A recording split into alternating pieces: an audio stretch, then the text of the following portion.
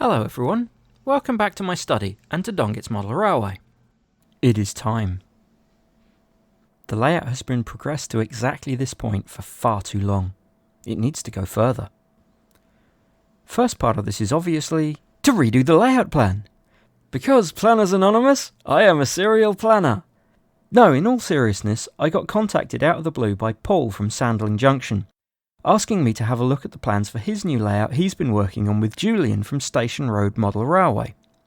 While reviewing it, one of the questions I had for them was what was the function of a specific yard in the plan.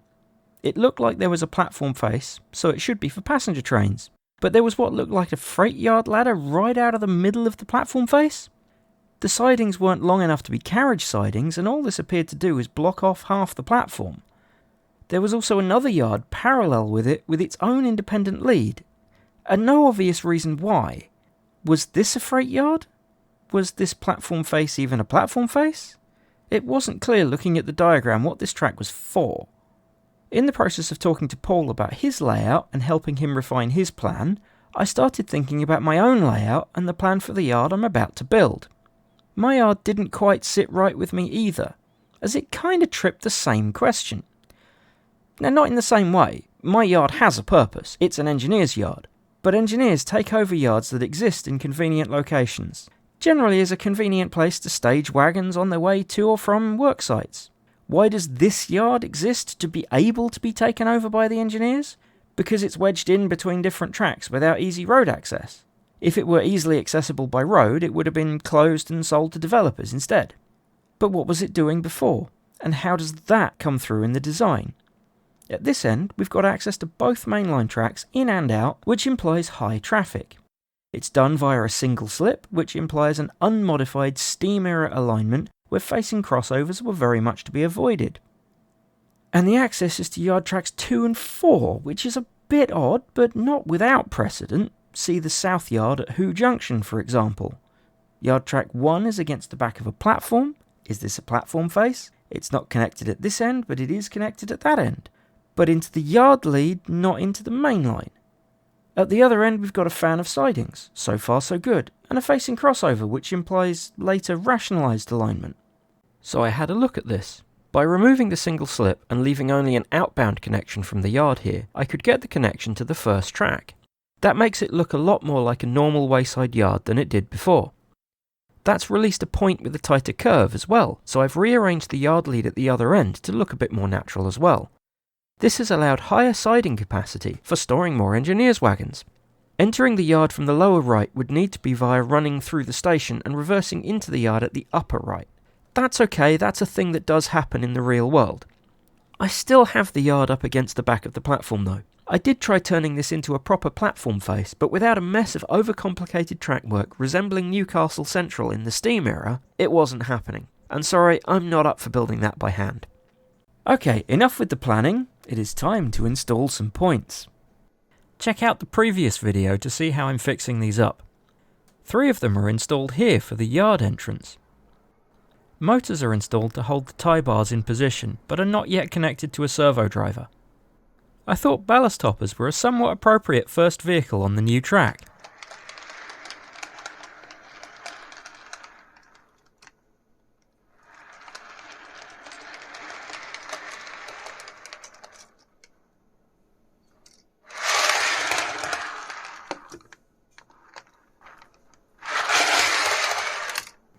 That seems to run okay. No good having some disconnected points though. Better lay some track up to them.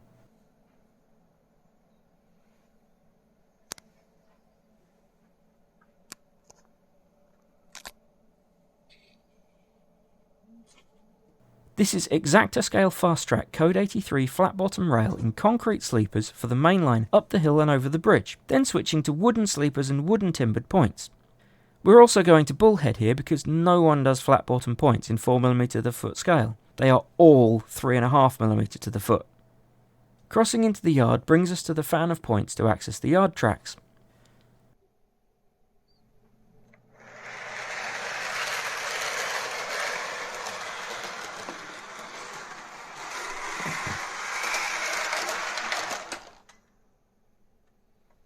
This curved point honestly looks amazing, and I would have loved to get it out on the main line somewhere, but I just couldn't fit it in anywhere. It fits well here though. The yard head shunt is also laid. Please excuse the wet glue, it's very humid at the moment, and even though I left this to dry overnight, it's still pretty wet. At the end of the head shunt is this, the first piece of scenery fixed into position on the layout. Okay, clipped into place, it's removable, but it is in its final location.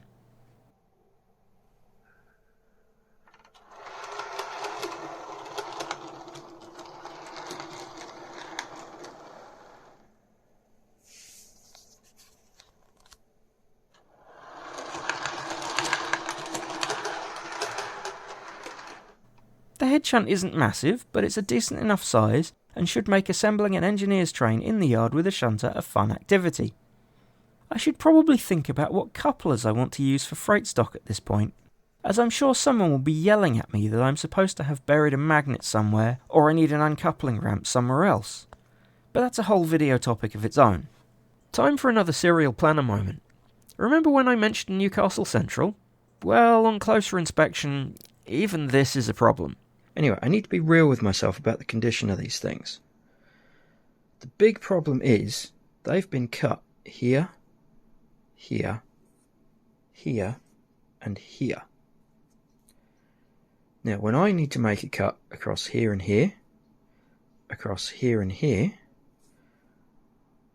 across here and here, and across here and here, this is going to create very weak points, or diamonds, because there's going to be a break in the rail here.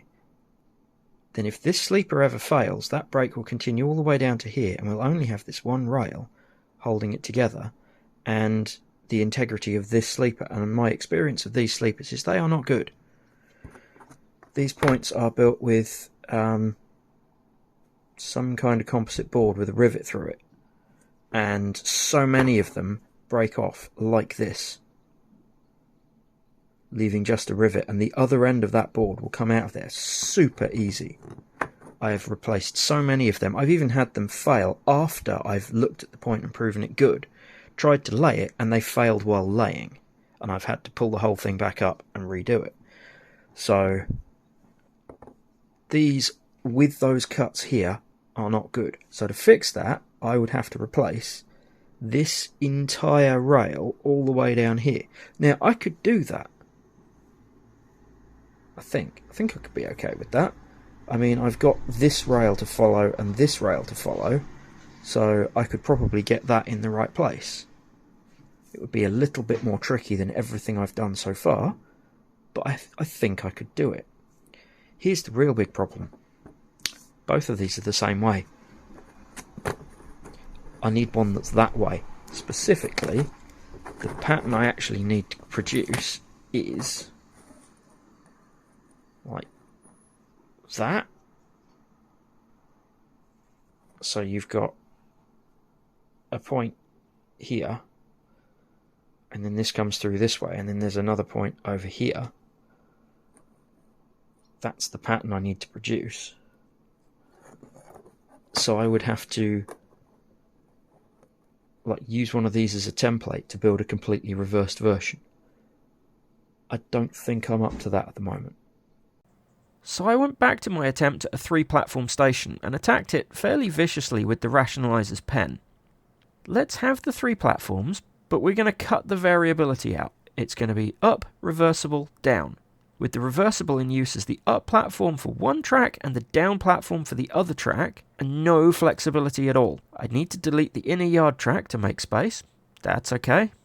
I'll drop the single slip in instead of a straight diamond for now. That's only because I have a single slip and I don't have a straight diamond. I can't connect the yard to the main line here anymore, but light bulb moment, I can connect it to the track heading for the 3rd platform. And because I dropped the single slip in there, it actually works to enter and exit the yard at this end. I will miss the double-double junction. That was a very visually appealing part of the plan. But I would have needed to build the curved diamonds by hand or have them made for me, and I'm not flushed with the kind of skills or cash needed for that right now. That's why, because I have this, I can build the other one. Yeah, this needs renovating, but the rails are all there. all the tie bars work. It just needs renovating. Replacing individual sleepers I've proven I can do. This plan I can build, and a built layout running trains trumps a lovely plan that can't be done right now. Here's how this looks with all the hard bits laid.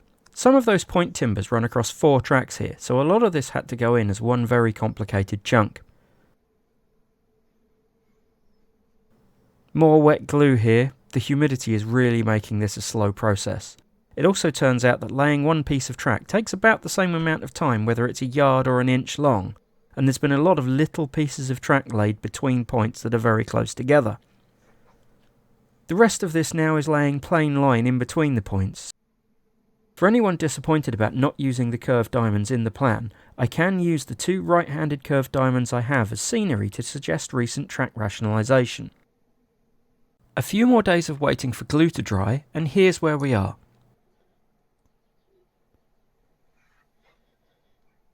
The main line is complete to here, the reversible line through the station and the yard loop are laid.